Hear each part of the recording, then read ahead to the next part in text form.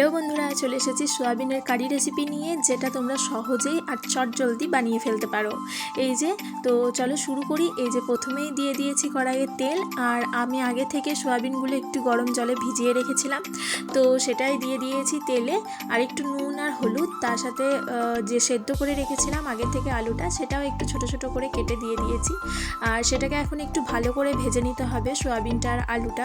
তো সোয়াবিন আর আলু ভালো করে ভাজা হয়ে গেলে তোমরা একটা পাত্রে নামিয়ে নেবে।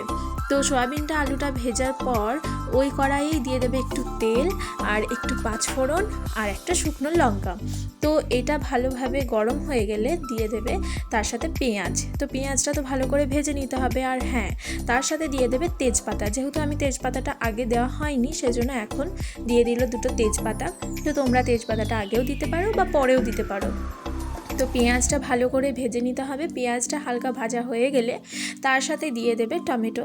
আর টমেটোটাকেও একটু ভেজে নিতে হবে, যাতে টমেটোটা একটু নরম হয়ে যায় তার জন্য। আর টমেটোটা ভালোভাবে গলে গেলে তার মধ্যে দিয়ে দেবে মশলা। আর মশলাটাতে দিয়েছিলাম আদা রসুন বাটা, আর জিরে গুঁড়ো, ধনে গুঁড়ো, একটু চিকেন মশলা, আর একটু স্বাদ মতো নুন আর হলুদ গুঁড়ো। তো মশলাটাকে ভালো করে কষিয়ে নিতে হবে। তো মশলাটা যখন ভালো করে কষানো হয়ে যাবে, তার মধ্যে দিয়ে দেবে সেই যে ভেজে রাখা আলু আর সোয়াবিনটা। তো আলু সোয়াবিনটা দেওয়ার পরে ভালো করে মশলাটার সাথে কষিয়ে নিতে হবে। তো মশলাটা যখন ভালো করে কষে যাবে, সোয়াবিনটা আলুটা তার মধ্যে দিয়ে দেবে একটুখানি জল। তোমরা তোমাদের পরিমাণ মতো জলটা দেবে, কারণ কে কতটা কি করবে সেই অনুযায়ী জলটা দেবে, কারণ একটু ফুটতেও দিতে হবে সেজন্য। তো জলটা তোমরা তোমাদের ইচ্ছে মতো পরিমাণ মতো দিয়ে দিও। তো তারপরে কিছুক্ষণ এটাকে ফুটতে দিতে হবে। তো এটা ভালো করে ফুটে গেলে নামানোর আগে দিয়ে দেবে একটু ধনেপাতা, আর তার সাথে দিয়ে দেবে একটু গরম মশলা গুঁড়ো।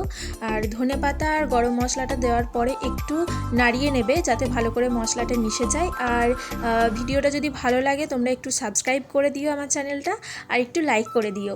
তোমরাও কিন্তু বানিয়ে নিতে পারো চটজলদি খুব সহজেই। তো এই যে আমার রেডি হয়ে গেছে, আর আমি একটা পাত্রে নামিয়েও নিয়েছি। তো তোমরাও এটা ট্রাই করে দেখতে পারো।